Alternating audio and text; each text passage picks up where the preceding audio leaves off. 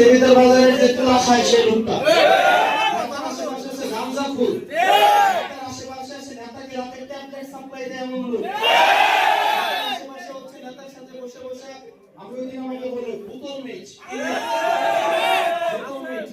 নেতার আশেপাশে আছে বোতল মেচ, এরাই আমার বুদ্ধি দেয়, এরাই হচ্ছে রাজনৈতিক পরামর্শক, এরাই হচ্ছে রাজনৈতিক সমালোচক।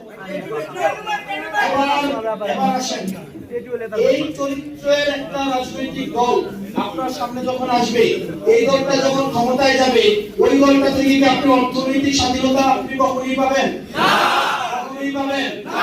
যেই লোক যার নিজস্ব কোনো কর্মই নাই, সে রাজনীতি করে জনগণের কি সেবা করবে? রাজনীতি যদি নিজের কর্মসংস্থানের উপলক্ষ হয়ে থাকে, সে যদি আমার দল করে, তার দ্বারাও কখনো হচ্ছে অর্থনৈতিক স্বাধীনতা সম্ভব নয়। সে যদি আমার দলে থেকে থাকে, তার একটা উদ্দেশ্য আছে, সেটা টেন্ডার করে।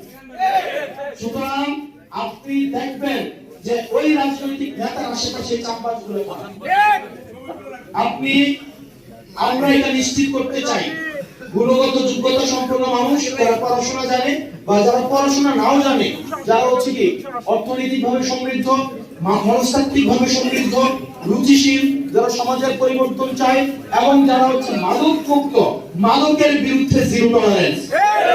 এখন ইমাম নিজেই মাদক খায়, ইমামের পিছনে আপনি নামাজ পড়বেন?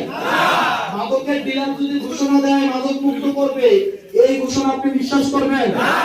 সিলেটের ইয়াবাবতীর কথা মনে আছে? ইয়াবাবতীর কথা মনে আছে? ট্যাবলেট বেচতে আবার নিজেই বলতো ট্যাবলেট মুক্ত করবে। আমাদের অনেক নেতা আমাদের আশেপাশে আছে, যার ট্যাবলেট না হলে ঘুমায় না, সে যখন দেবিদ্বারে মাদক মুক্ত করার ঘোষণা দেয়, তখন এটা আমাদের আসলে সন্দেহ হয়ে যায় সে আসলে কি করতে চায়। আপনাদের কাছে অনুরোধ থাকবে, ভোট কাকে দিবেন মানুষকে বলার জন্য, হলফনামা জমা